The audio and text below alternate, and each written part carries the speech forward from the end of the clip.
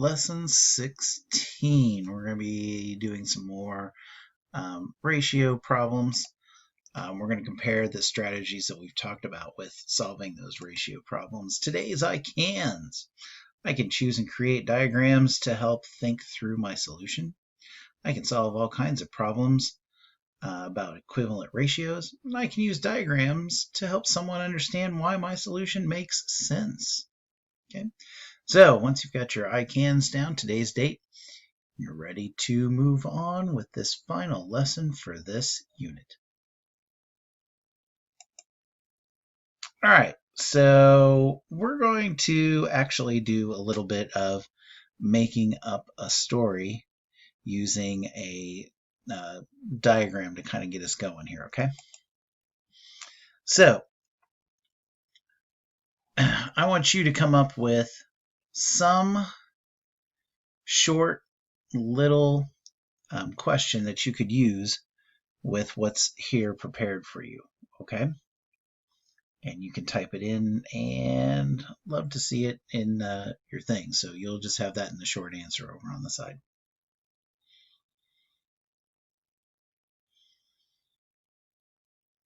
Okay, so as long as yours talked in some way about how there were, let's see, we have 1, 2, 3, 4, 5, 6, 7 here. We have 3 here.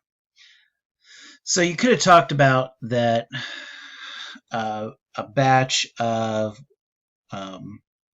blue paint used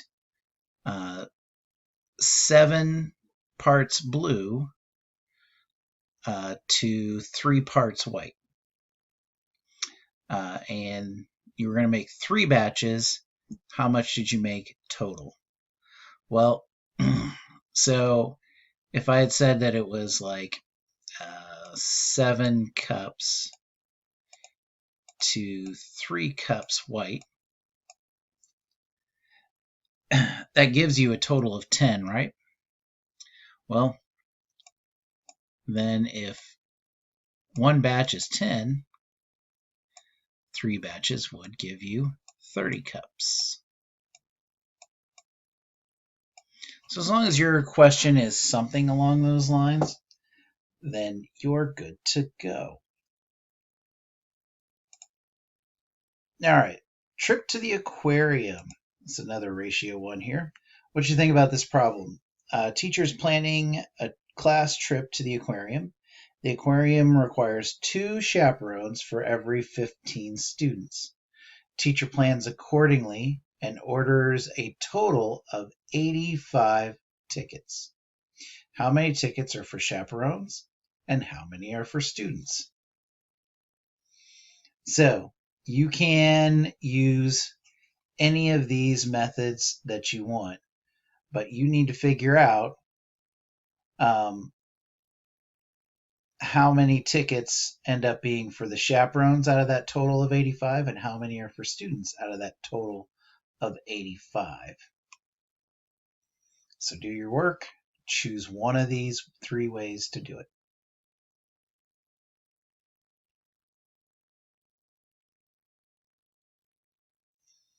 Okay, so what I did was I actually kind of used the number line a little bit, but you could have used this about on any of them. So if you take 85, total of 17, right? 15 and 2 make 17. So if you take 85 and divide it by 17, you actually get 5. So that means that I need to go 5 total jumps here. 1,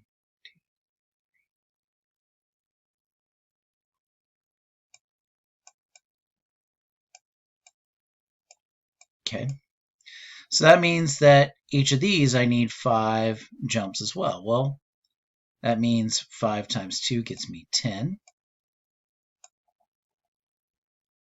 And 5 times 15 should give me 75. So my answer should have been 75 kid tickets and 10 chaperone tickets. Again, it really didn't matter which one of these that you did. I mean, you could have broken it up taken 85 and divided it by 17 and found that each one of these should have been 5 in here, and then that would have told you that it would have been 10 chaperone tickets for 75 kids tickets. Again, using the same thing here. I mean, it really, again, when it comes to these tools, it's not about that there's one way to do it. It's about using the one that is the most effective for you to solve and one that is going to help you be the most accurate. Eventually you're not going to use diagrams too often, but I mean, there's still times that you get even further in math and you're still going to need these diagrams, at least be fluent with them, to help you be able to accurately support answers. Try this one for a challenge. You have to use all the digits from 1 through 9 and create 3 equivalent ratios, and you can only use each digit one time. Give it a shot. Okay, so I'm curious to see what you get, but the only thing that I could make work is in the first blank, I do a 3 to 6 ratio. Actually, I need to do those around the other way because when I look down at the next ratio here, I've got a 2-digit to a 1-digit, so I have to do this the other way around. Excuse me for a second. Okay, here I've got to have a 2-digit and a 1-digit. I've already used 6 and I've used 3. I'm going to put 18 to 9 because that still works with the same ratio as 6 to 3 because 6 to 3 is actually a 2 to 1 ratio, isn't it? All right, I use the 1, I use the 8, and I use the 9. So it leaves me with the 2, the 4, the 5, and the 7. And I need a 2-digit and half of that 2-digit. Well, if I take 54 and divide it by 2, I get 27. And that fulfills the requirement of using every digit only once. So I'm curious to see if you came up with the same thing I did, or if you got something else that worked and the ratio held the same through all of it. Okay. Now on the last one, I could have used a tape diagram. I could have used a number line, a table, and I really didn't show you what I use. I just kind of explained what I got for the answer. And it really just, it depends. So a tape diagram is like if you've got parts of something and you need to find some sort of total, or you've got a total and you're trying to find parts. Number lines are good to help you visualize, that skipping with the spaces.